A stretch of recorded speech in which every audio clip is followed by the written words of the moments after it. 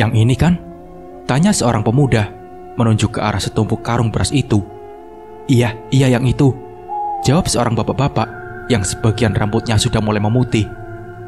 Nopen segera mengangkat satu persatu karung-karung beras tersebut, berharap pekerjaannya itu bisa segera selesai, agar ia bisa cepat mendapatkannya upah. Meski lelah, Nopen masih semangat untuk menyelesaikan pekerjaannya itu. Dan setelah selesai, ia pun menerima upah serta pujian dari si bapak yang sudah menggunakan jasanya tersebut. Jarang anak muda seperti kamu ini mau bekerja keras seperti ini. Nopen tersenyum mendengar ucapan si bapak. Dalam hatinya berkata, mau bagaimana lagi pak? Setelah ayah saya meninggalkan ibu saya demi wanita lain, saya selaku anak pertamalah yang menjadi tulang punggung keluarga. Terima kasih banyak ya. Lanjut si bapak tersenyum. Iya pak, jawab Nopen. Nopen berjalan memasuki pasar dan langkahnya terhenti di sebuah toko sembako. Nopen membeli gula, teh, dan juga sabun mandi, barang-barang yang sudah habis di rumahnya. Pen, baru datang, seru salah satu laki-laki yang merupakan tetangga Nopen. Lelaki itu memiliki beberapa toko di pasar tersebut, dan sebagian tokonya dijaga oleh anak buahnya, termasuk toko tempat Nopen berbelanja pada saat itu. Nopen segera bergegas berlari untuk menyerbu barang-barang yang baru datang tersebut. Rupanya di sana sudah banyak para buruh yang mulai mengangkut barang-barang dari truk menuju ke toko. Dan tak mau ketinggalan, Nopen juga ikut bergabung. Hingga di tengah-tengah pekerjaannya itu, Nopen mengalami musibah yang tentu saja tidak dia inginkan. Nopen terjatuh saat menuruni gundukan tanah berbatu yang digunakan sebagai penutup lubang di tengah jalan. Beras yang ia bawa berserakan di tanah. Teman-teman sesama buruh di sana lantas membantu Nopen. Namun ternyata kakinya cedera akibat jatuh tadi. Ia tak bisa berdiri. Saya minta maaf pak, tolong jangan potong upah teman-teman saya. Ini murni kesalahan saya pak, ucap Nopen memelas. Memang peraturan di sana, jika ada salah satu buruh yang tidak sengaja merusak barang, maka semua buruh akan dipotong upahnya. Kamu tidak apa-apa kan? Tanya si pemilik toko. Tidak apa-apa pak, jawab Nopen. Syukurlah kalau tidak kenapa-napa. Yang aku khawatirkan bukan masalah barangnya, tapi masalah keselamatanmu. Kamu tidak usah khawatir masalah upah. Walaupun peraturan di sini begitu, tapi aku tidak akan memotong upah kalian. Barang yang rusak anggaplah bukan rezekiku. Nopen, dulu aku pun pernah berada di posisimu, ujar si pemilik toko. Kita sebut saja namanya Pak Wildan. Nopen menghela napas lega. Kamu pulang saja Pen, istirahat. Ini upahmu ya, dan sekalian untuk berobat kakimu, ujar Pak Wildan seraya memberikan uang pada Nopen. Terima kasih banyak ya pak, terima kasih, ucap Nopen. Pen, apa tidak sebaiknya kamu cari kerja di tempat lain nak? Jadi buruh itu terlalu beresiko untukmu. Itu untung kamu mengangkut barang si Wildan. Coba kalau yang lain, pasti kamu sudah dimarahi, ujar ibunya. Sembari menempelkan daun obat yang baru didedah di api pada kaki Nopen yang bengkak. Pelan-pelan mah, sakit, ringis Nopen. Tiba-tiba ibunya menangis. Maafkan ibu ini Pen, andai kaki ibu tidak begini, mungkin sekarang kamu bisa melanjutkan sekolahmu, isak ibunya. Bu, jangan berbicara seperti itu. Nopen ikhlas membantu ibu bekerja, ucap Nopen ikut sedih melihat ibunya yang menangis. Bu, setelah kaki Nopen sembuh, Nopen ingin mencari pekerjaan di tempat lain ya, ucap Nopen. Dimanapun kamu bekerja, ibu akan selalu mendoakanmu Pen, ucap ibunya. Sudah bu, jangan sedih. Oh ya, hari ini Nopen ingin makan sambal ikan asin bu, ucap Nopen. Ibunya tampak menyapu air matanya dan lalu tersenyum menatap Nopen. Baiklah, ibu akan membeli ikan nasi dulu ya di warung, ujar ibunya. Kamu mau kue? Tanya ibunya pada Nopen. Terserah ibu aja, jawab Nopen tersenyum pada ibunya. Sang ibu beranjak dari duduknya. Ia berjalan dengan menyeret kaki kirinya menuju ke arah pintu rumah. Nopen menatapnya dengan tatapan sedih. Maafkan Nopen bu, Nopen belum bisa membahagiakan ibu, ucapnya sedih. Aroma wangi masakan ibunya membuat Nopen menelan ludah. Meskipun mereka makan hanya dengan sambal ikan asin, tapi keduanya terlihat sangat lahap. menikmati hidangan sederhana itu. Hari-hari telah berlalu. Keadaan kaki Nopen pun sudah jauh lebih baik. "Bu, Nopen pamit ya," ucap Nopen sembari mencium tangan sang ibu. "Semoga kamu mendapatkan kerjaan yang bagus, nak, dan upah yang cocok. Hati-hati di jalan ya," ucap ibunya. Nopen pun mengangguk. Ia tersenyum menatap sang ibu. Nopen berjalan ke arah pasar untuk menunggu taksi yang akan membawanya ke kecamatan. Singkat cerita, setelah 20 menitan, akhirnya Nopen sampai di kecamatan. Ia berdiri menatap bangunan pasar besar yang berada di sana. "Semoga di salah satu toko di pasar ini ada orang yang mencari karyawan," patinya. Nopen memasuki area pasar dan bertanya pada satu persatu orang-orang di toko-toko tersebut. Namun belum juga ia temukan toko yang memerlukan karyawan. Karena lelah, akhirnya Nopen pun duduk di salah satu warung dan memesan es teh di sana.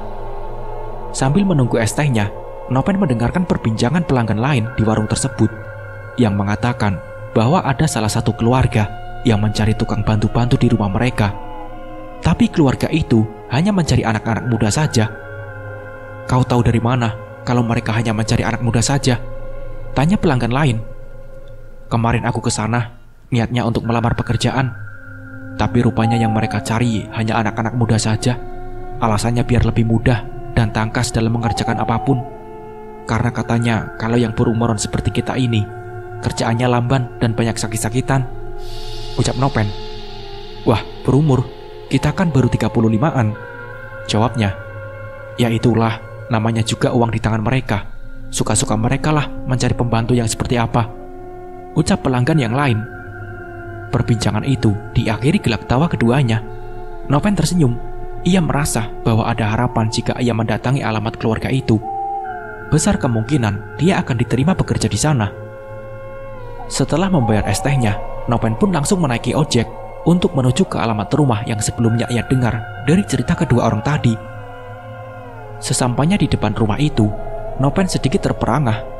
Sebab rumah itu besar dan memiliki halaman yang sangat luas. Sudah pasti pemiliknya orang kaya, pikir Nopen. Di depan pagarnya memang terdapat secari kertas bertuliskan ada lowongan pekerjaan. Tapi tidak ditulis lowongan seperti apa yang ada di sana. Daripada berlama-lama berdiri di sana, Nopen akhirnya memberanikan diri untuk bertanya pada salah satu satpam yang ada di situ. Nopen dibukakan pintu pagar dan langsung diantarkan masuk ke dalam rumah. Nopen berdiri saja, ia tak berani duduk di sofa tersebut. Tidak berapa lama, muncul seorang perempuan berusia 30 tahunan. Perempuan itu tersenyum ramah pada Nopen. "Duduk," ucapnya. "Namamu siapa?" tanya perempuan itu. "Namaku Nopen, Bu," jawab Nopen. "Oh, kamu mau melamar kerja?" tanya perempuan itu lagi. "Iya, Bu, benar," jawab Nopen. "Baiklah, boleh aku bertanya sedikit tentang kehidupanmu?" tanya perempuan itu lagi. Nopen mengangguk. "Kau punya pacar atau mungkin istri?" tanya perempuan itu. Nopen mengerutkan alisnya. Meskipun terdengar aneh, namun Nopen tetap menjawab pertanyaan itu. "Belum, Bu. Saya tidak punya pacar apalagi istri. Saya putus sekolah beberapa tahun lalu karena tidak ada biaya. Keinginan saya sebelum saya berpacaran atau beristri, terlebih dulu saya ingin membahagiakan ibu saya," ucap Nopen. "Oh iya, bagus," ujar perempuan itu, terdengar puas dengan jawaban Nopen. "Kamu diterima kerja di sini. Tapi semisal kamu dipindahkan ke tempat lain, apa kamu siap?" tanya perempuan itu lagi. "Iya, Bu, siap," jawab Nopen. "Bagus. Kalau begitu, besok bawa barang-barangmu kemari.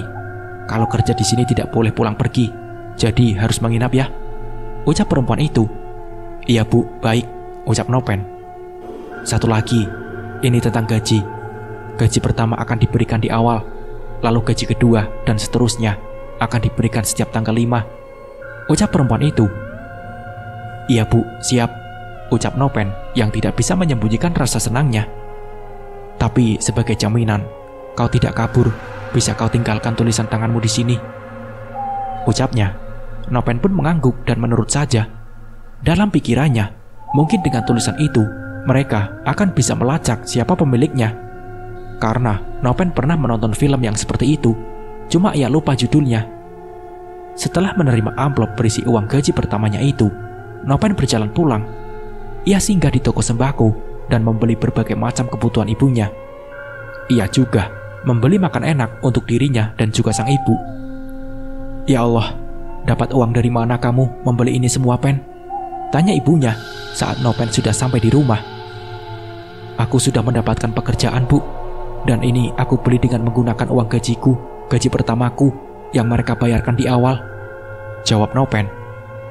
"Baik sekali bosmu itu, Pen," ucap ibunya. "Iya, Bu, bosku memang baik sekali. Nah, dan ini sisa uangnya," ucap Nopen. "Ah, banyak sekali ini, Pen," ujar ibunya. "Iya, Bu, gajinya 3 juta dan peraturan kerjanya aku harus menginap di sana. Jadi besok aku akan berangkat. Ibu berani kan di sini sendirian?" tanya Nopen. "Jangan khawatirkan ibu, Pen. Ibu baik-baik saja di sini sendirian. Nanti kalau kamu sudah di sana, jangan lupa sholat dan jangan telat makan, biar gak sakit," ucap ibunya. Nopen pun tersenyum dan mengangguk.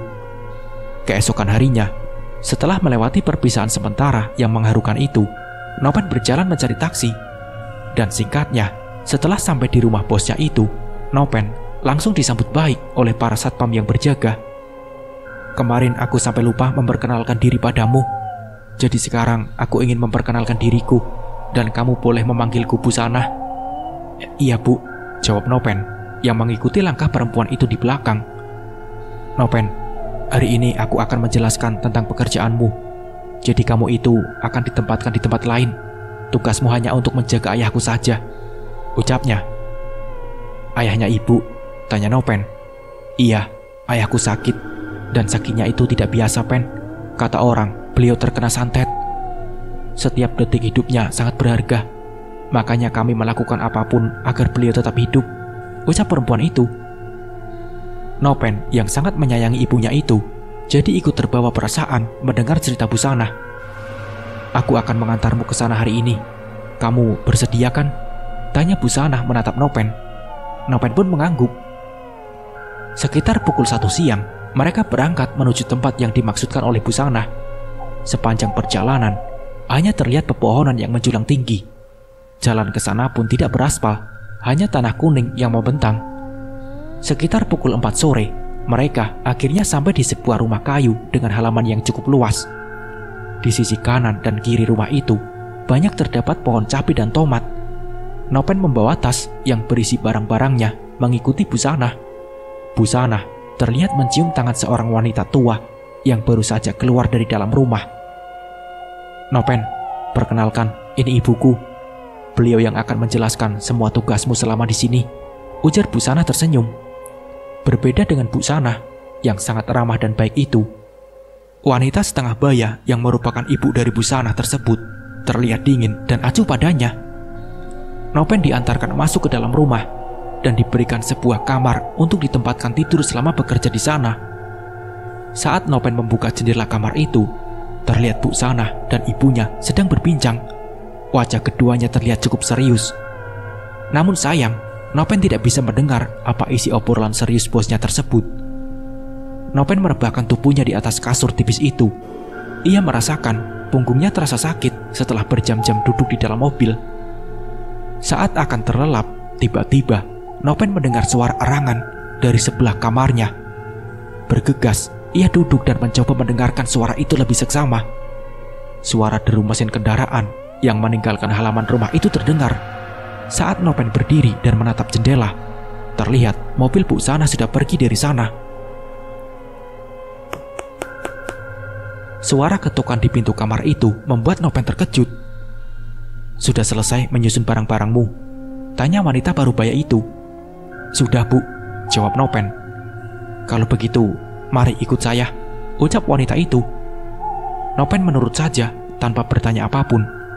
Hening. Hanya suara langkah kaki mereka yang beradu dengan lantai papan yang berderit kala diinjak. Hanya itu yang terdengar. Wanita parubaya tersebut mengeluarkan kunci dari genggamannya dan kemudian membuka gembok-gembok yang terpasang di pintu kamar itu. Entah kamar apa, Nopen pun tak mengetahuinya. Dan saat pintu terbuka, aroma busuk menyengat tercium. Otomatis, Nopen langsung menutup hidungnya dengan tangan. Ruangan itu gelap, tak ada satupun cahaya yang masuk. Sebelum kau masuk, oleskan ini di seluruh tubuhmu, dan pakai kain hitam ini, ujar wanita parubaya yang kita sebut saja namanya Bu Wati. Lagi-lagi, Nopen hanya menurut saja dengan apa yang diperintahkan oleh Bu Wati. Saat mereka sudah masuk ke dalam ruangan tersebut, barulah sebuah lampu pelita dinyalakan oleh Bu Wati. Dengan kondisi penerangan yang remang-remang itu, Nopen melihat sosok tubuh terbujur di depan bambu yang beralaskan daun pisang. "Bu In, ini adalah suami saya," potong Bu Wati sebelum sempat Nopen menyelesaikan ucapannya. "Jadi apa yang harus aku lakukan, Bu?" tanya Nopen. "Kamu tidak perlu bertanya, karena aku sudah pasti akan memberitahumu," ucap Bu Wati. Nopen merasa kikuk dengan jawaban itu. Ia kemudian diam, menahan diri untuk tidak bertanya lagi. "Setiap sore sebelum patiling berbunyi, kau sudah harus menggantikan daun pisang yang digunakan sebagai alas suamiku ini. Setelah selesai, balurkan ramuan ini pada mata luka di sekujur tubuhnya. Dan ingat, kau harus sudah menyelesaikan tugasmu sebelum suara patiling terdengar. Karena jika suara patiling sudah terdengar, maka orang-orang itu mulai mengirimkan santet pada suamiku. Keadaan suamiku akan semakin parah dan bisa saja dia mati. Satu lagi, jangan sekali-kali menghidupkan lampu pelita lebih dari satu. Jangan sesekali melepaskan kain hitam yang mengelilingi ruangan ini. Dan jangan lupa, lakukan seperti apa yang tadi kusuruh saat kau akan masuk ke ruangan ini," ujar Bu Wati. Nopen pun mengangguk. Ia tak berani bertanya apapun lagi. "Kau paham? Atau mungkin ada yang ingin kau tanyakan?" tanya Bu Wati. "Maaf Bu, kalau saya lancang. Tapi suami ibu ini terkena jenis santet seperti apa, Bu?" tanya Nopen. Bu Wati menghela nafas panjang. "Kurasa tak ada lagi yang ingin kau tanyakan. Jadi mulailah lakukan tugasmu seperti yang kuajarkan tadi," ujar Bu Wati menutup pembicaraan. Nopen mulai melakukan tugasnya. Meski badan lelaki tua itu yang terbaring mengeluarkan bau yang membuat mual, namun karena pekerjaan, Nopen harus menahannya. Dia bersikap seolah tak mencium apa-apa. Perlahan-lahan, Nopen mengganti alas dari daun pisang itu, dan setelah selesai, barulah ia membalurkan ramuan yang entah terbuat dari apa ke tubuh si lelaki tua itu. Bau ramuan itu wangi dan mampu menutup bau busuk yang ada di ruangan tersebut. "Cepatlah, sebentar lagi patiling akan berbunyi. Bawa keluar daun pisang itu dan kuburkan di halaman belakang," perintah Bu Wati. Nopen bergegas melakukan tugasnya. Lalu mereka keluar dari ruangan tersebut. Ruangan itu kembali dikunci dengan gembok yang berlapis-lapis. Nopen berjalan ke halaman belakang sembari membawa cangkul yang tadi tergeletak di dekat pintu rumah. Sebelum mengubur daun pisang itu, Nopen yang penasaran lantas kembali membuka daun-daun pisang tersebut. Dan ia sangat terkejut saat melihat darah, nanah, dan daging yang menempel di daun pisang. Nopen tak kuasa menahan perutnya yang terasa sangat mual itu. Pantas saja terdengar bunyi-bunyi saat aku menarik daun pisang itu tadi. Ternyata dagingnya pun ikut terkelupas. Batin Nopen bergidik. Malam harinya, Nopen disuruh makan oleh Bu Wati. Namun Nopen yang masih teringat akan daun pisang tadi lantas menolak dengan halus. Akhirnya, ia tidur dalam keadaan perut yang keroncongan. Pagi menjelang. "Selamat pagi, Bu. Adakah sesuatu yang bisa saya kerjakan?" tanya Nopen. "Tidak ada. Kau boleh melakukan apapun yang kau mau. Tapi ingat, tugasmu sore nanti. Jangan sampai telat," ujar Bu Wati. "Iya, Bu. Baik," jawab Nopen. Nopen masih belum bisa makan, meski perutnya sudah terasa sangat lapar. Akhirnya, daripada berdiam diri yang hanya akan membuatnya semakin teringat akan daun pisang itu, ia pun lantas keluar rumah dan mulai menyapu halaman rumah. Ia juga merapikan tanaman-tanaman yang ada dan membersihkan sisa-sisa pohon pisang yang sudah ditebang. Sekitar pukul 1 siang, Bu Sanah datang bersama seorang laki-laki tua. Nopen yang menatap dari balik jendela kamarnya terlihat penasaran dengan apa yang sedang mereka bicarakan. Mereka berbicara di bangku panjang yang berada di depan rumah. Dan tentu saja Nopen tidak bisa mendengar obrolan mereka. Nopen melihat Bu Ati membuka lengan bajunya dan memperlihatkan sesuatu pada si lelaki tua yang datang bersama busana. Lelaki tua itu mengangguk dan memberikan sebuah botol kecil padanya. Rasa penasaran Nopen semakin menjadi kala si lelaki tua tersebut masuk ke dalam kamarnya. Senyum aneh di bibir keriputnya serta tatapan tajamnya pada Nopen tentu membuat Nopen merasa tidak nyaman. Terlebih lagi, lelaki tua itu mengatakan kata dia cocok pada Bu Ati yang berdiri di sampingnya dan juga sedang dalam keadaan berdiri menatap ke arah Nopen. Iya, dia sangat cocok bekerja di sini. Bukan hanya mudah, tapi dia sopan santun dan cepat paham akan tugasnya. Bukan begitu, Bu? Ujar Busana dengan senyum khasnya. Keadaan yang semula tegang diselimuti keanehan kini kembali normal. Iya, Pen, kau belum makan dari semalam? Tanya Busana di depan pintu kamar. Nopen dapat menangkap gelagat wanita itu yang seakan enggan untuk masuk ke dalam kamarnya. Kebetulan saya tidak lapar, Bu, ucap Nopen. Jangan begitu, Pen.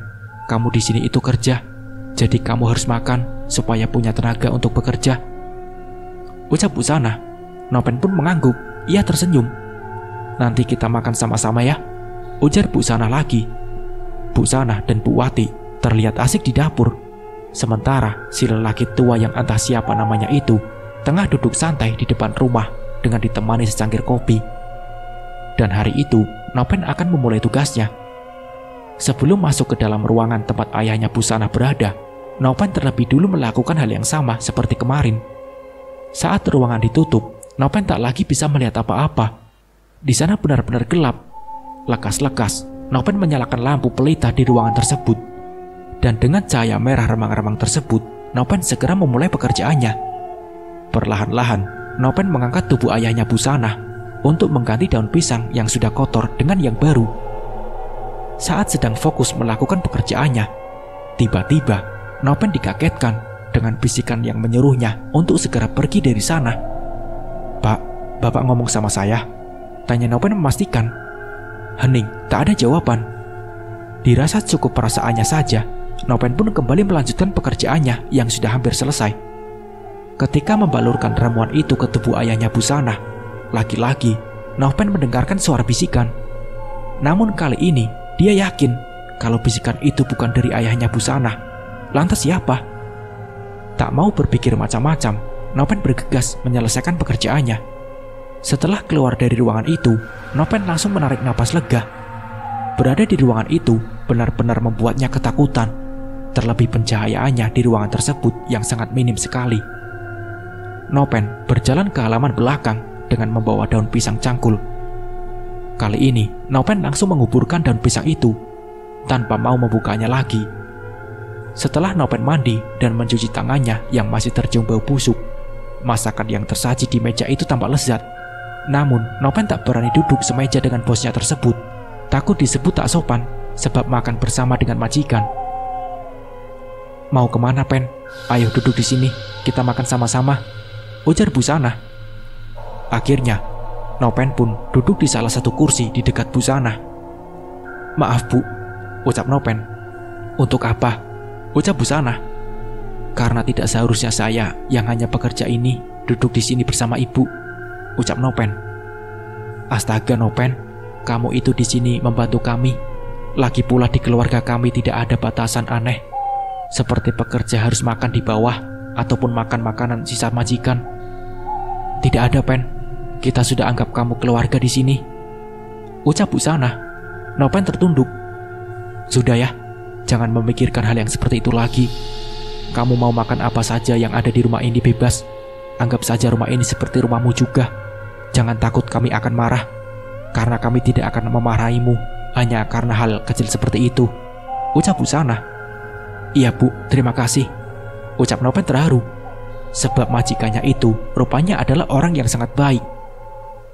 Tapi kenapa orang baik seperti mereka ini malah terkena santet? Batin Nopen saat berada di dalam kamarnya malam itu.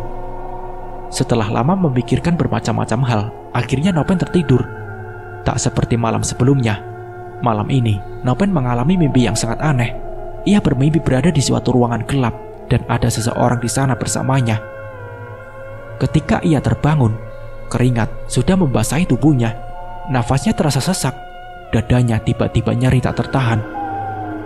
Nopen sampai memukul-mukul dadanya berulang kali, berharap rasa nyeri itu berhenti. Setelah beberapa saat, nyeri di dadanya mulai berkurang. Nafasnya pun kembali normal. Mimpi apa itu tadi? Belum pernah aku merasakan mimpi senyata itu, gumamnya. Di tengah rasa kebingungannya, Nopen mencium aroma wangi yang aneh dari luar, yang masuk melalui lubang angin di atas pintu kamar. Perlahan-lahan, Nopen pun turun dari tempat tidurnya dan mulai mengendap-endap keluar kamar. Nopen bermaksud mencari sumber bau aneh tersebut. Dan alangkah terkejutnya ia begitu melihat si lelaki tua itu tengah melakukan sesuatu seperti ritual santet. Tak ingin ketahuan, Nopen pun bergegas kembali ke dalam kamarnya dengan perasaan yang was-was. Suasana semakin terasa lain. Angin dingin yang bercampur aroma aneh menyeruak masuk ke rongga hidungnya membuat Nopen bergidik ngeri. Keesokan paginya, saat Nopen terbangun, ia melihat Bu Wati, Bu Sanah, dan lelaki tua itu tengah duduk mengobrol sambil sesekali tertawa. Aneh, pikir Nopen. Nopen yang berniat mandi bergegas mengambil handuknya. Saat ia berada di kamar mandi, Nopen sedikit kaget dengan bintik-bintik merah kecil yang ada di bagian perut hingga pinggangnya. Ah, mungkin alergiku kambuh lagi, ujar Nopen. Nopen yang sedang mempersiapkan diri untuk melakukan pekerjaannya itu dihampiri oleh Bu Sanah. Terima kasih ya, Pen, ucapnya sambil tersenyum. Nopen pun mengangguk. Lantas setelahnya, Nopen pun masuk ke ruangan di mana ayahnya Bu Sanah berada. Ruangan gelap, pengap, dan berbau tak sedap itu membuat Nopen ingin secepatnya menyelesaikan pekerjaannya itu. Siapa? Tanya Nopen sambil melihat ke sekelilingnya. Hening, namun Nopen yakin tadi ada seseorang yang memanggil namanya dari sudut ruangan gelap tersebut. Pergi dari sini, ujar suara itu lagi, yang kini terdengar di kedua telinga Nopen. Orang Nopen memegangi kedua telinganya. Tiba-tiba saja, ayahnya Bu Sanah mencengkeram tangan Nopen, membuat Nopen semakin ketakutan. Pak, tolong lepaskan tangan saya, Pak, ucap Nopen dengan suara bergetar. Akhirnya, tangan Nopen dilepaskan, dan lelaki parubaya itu kembali tertidur, seakan tak terjadi apa-apa. Nopen menelan ludahnya yang terasa keluh. Bergegas, ia membalurkan ramuan pada luka si lelaki parubaya itu. Lalu, setelahnya ia keluar. Saat berada di halaman belakang, Nopen terlihat memandangi tangannya yang tadi dicengkeram oleh ayahnya Bu Sanah. Bekas cengkeraman itu membiru seperti luka memar. Kenapa, Pen? Tanya Bu Sanah. Bu, tidak apa-apa, jawab Nopen gelegapan. Selama kau berada di sini, apa kau pernah mengalami sesuatu yang ganjil? Tanya Bu Sanah. Nopen pun terdiam. Pernah, Bu, tadi malam, dan tadi saat saya berada di ruangan ayahnya ibu, jawab Nopen. Iya, hal seperti itulah yang selalu kami rasakan, Pen. Teror demi teror membuat kami ketakutan setiap saat, ucap Bu Sanah. Tapi kau tenang saja, Pen. Sebentar lagi kita akan terbebas dari semua ini. Beliau masih melakukan ritual untuk melawan santet dan membebaskan ayahku dari santet itu, ucap Bu Sanah lagi. Nopen terdiam. Berarti ritual yang semalaman ia lihat merupakan pelaksanaan ritual yang dimaksud oleh Bu Sanah.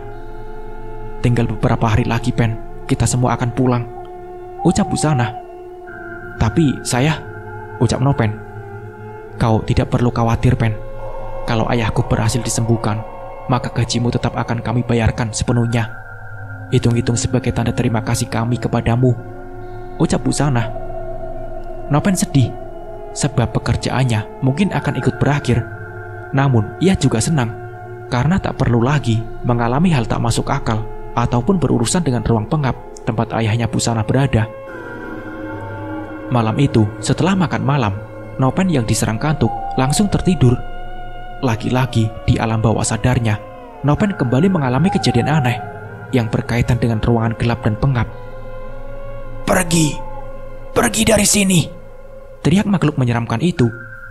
Makhluk itu memiliki mulut yang memanjang dari dahi hingga ke dagu. Giginya tajam dan tak beraturan. Matanya putih, berada di kiri kanan mulutnya. Makhluk itu tak memiliki hidung, hanya mulutnya yang membentang dari dahi hingga ke dagu yang terlihat sangat menyeramkan. Nopen kembali terbangun dengan keringat yang membasahi tubuhnya, serta nafas yang sesak dan dada yang terasa nyeri. Nopen meringis sambil memukul-mukul dadanya, berharap rasa nyeri itu menghilang seperti malam sebelumnya. Setelah keadaannya kembali normal, Nopen kembali mencium aroma aneh. Kali ini, ia tak berniat untuk mengeceknya, karena Nopen tahu bahwa si lelaki tua itu sedang melakukan ritual. Saat akan kembali tidur, Nopen merasakan bagian perut hingga ke pinggang terasa gatal. Nopen yang menganggap itu hanyalah gatal akibat alerginya yang kambuh, lantas menggaruknya. Namun, ia merasakan sensasi aneh pada ujung jarinya saat menggaruk gatal tersebut. Nopen membuka baju untuk melihat apa yang terjadi pada perutnya. Dan alangkah terkejutnya Nopen kalau melihat bintik-bintik merah kecil sebelumnya itu kini berubah menjadi koreng bernanah. Apa ini? Apa jangan-jangan aku sudah terkena tai bubut, tapi aku tak menyadarinya? Gumam Nopen was-was, takut kalau dugaannya benar. Nopen pun tak bisa tidur disebabkan rasa gatal yang teramat sangat pada korengnya tersebut. Alhasil, Nopen terjaga hingga pagi hari. Bu, bolehkah saya meminta obat gatal? Tanya Nopen pada Busana. Sebentar ya, ucap Busana. Ini obatnya.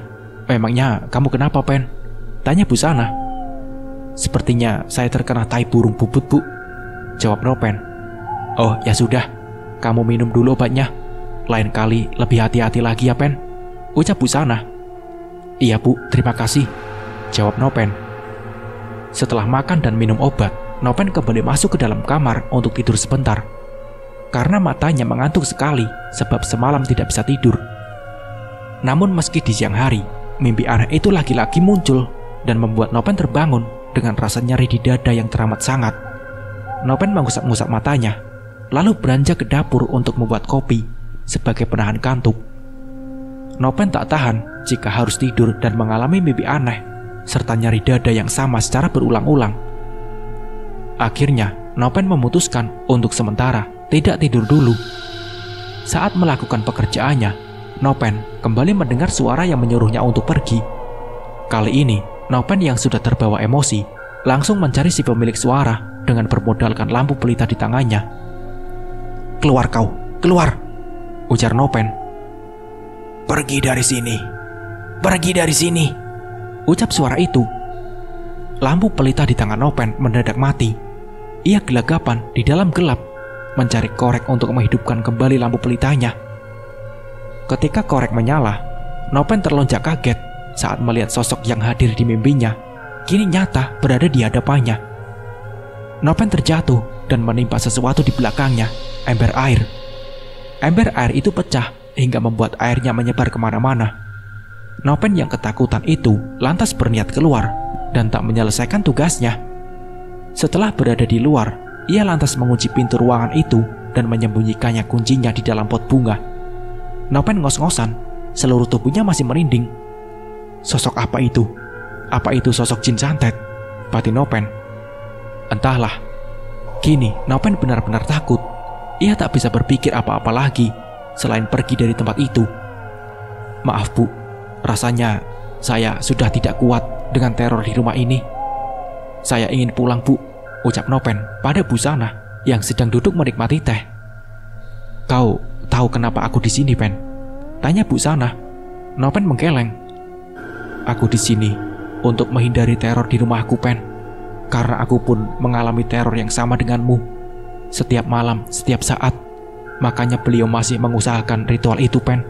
Ritual yang benar-benar akan membebaskan kita dari semua teror ini. Dan kau sudah terlibat di dalamnya, Pen. Walau kau pergi dari sini, kau tetap akan mengalami teror yang sama. Bahkan mungkin bisa menjadi jauh lebih parah, ucap Busana. Nopen mengusap wajahnya. Pikirannya saat itu benar-benar kacau. Ia tak menyangka niatnya bekerja malah terlibat dengan dunia santet. Bertahanlah sehari lagi, Pen. Bertahanlah di sini untuk kebaikanmu juga, bujuk Busana yang akhirnya dituruti oleh Nopen. Malam itu, Nopen berusaha untuk tetap terjaga meskipun matanya sudah sangat mengantuk sekali. ia meminum bergelas-gelas kopi untuk menahannya agar tidak tertidur. Suasana malam itu sangat mencekam, sunyi yang terasa aneh. Tiba-tiba, angin dingin dan aroma bebauan aneh masuk ke dalam kamar melalui lubang angin di atas pintu. Bau itu membuat Nopen pusing dan perutnya terasa mual.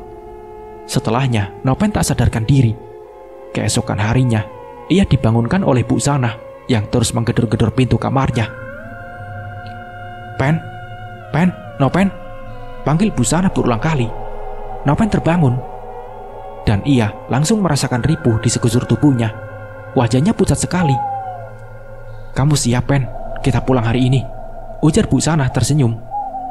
Seakan tak peduli dengan keadaan Nopen yang terlihat sangat mengkhawatirkan itu. Nopen merasa lega, sebab ia akan pulang hari itu. Tanpa tahu sesuatu yang sangat buruk sedang menimpanya, ayah Bu Sanah pun dibawa pulang hari itu. Keadaannya terlihat jauh lebih baik, meskipun borok di sekujur tubuhnya masih menyebarkan bau tak sedap. Janji Bu Sanah memang ditepatinya. Gaji Nopen dibayarkan sebanyak beberapa bulan. Padahal Nopen hanya bekerja di sana selama beberapa hari saja. Aneh memang, tapi Nopen tak memikirkan hal itu. Ia sudah sangat senang sebab mendapat uang sebanyak itu. Dan ia menganggap wajar karena pekerjaannya di sana pun cukup menakutkan. Namun, hari-hari berlalu setelah kepulangan Nopen. Bukannya membaik, kesehatan Nopen justru semakin menurun. Setiap malam, ia mimpi aneh dan ia selalu mendapatkan teror tak kasat mata. Akhirnya, setelah Nopen menceritakan semuanya pada ibunya, ibunya pun memanggil seseorang yang kita sebut saja namanya Bang Amir. Bang Amir ini dikenal pandai mengobati penyakit non-medis di kampungnya. Saat Bang Amir siap melihat keadaan Nopen, ia terlihat sedih. Anak ibu ini dijadikan sebagai wadah pengganti bagi seseorang yang terkena santet. Bahkan kasarnya, anak ibu ini dijadikan tumbal, ucap Bang Amir. Orang yang bisa seperti ini adalah orang dengan ilmu tingkat tinggi.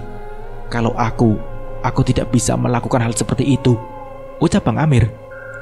Ya Allah, lalu sekarang bagaimana cara menyembuhkan Nopen? Tanya ibunya Nopen dengan suara bergetar. Bang Amir menggeleng. Aku minta maaf, karena aku tidak bisa berbuat apa-apa. Ibaratnya kita ini berada di jalan yang buntu, yang dikelilingi jurang. Kita hanya bisa pasrah dan menyerahkan semuanya kepada Allah. Semoga ada keajaiban yang terjadi, ucap Bang Amir. Mendengar ucapan Bang Amir, Nopen dan ibunya menangis sejadi-jadinya.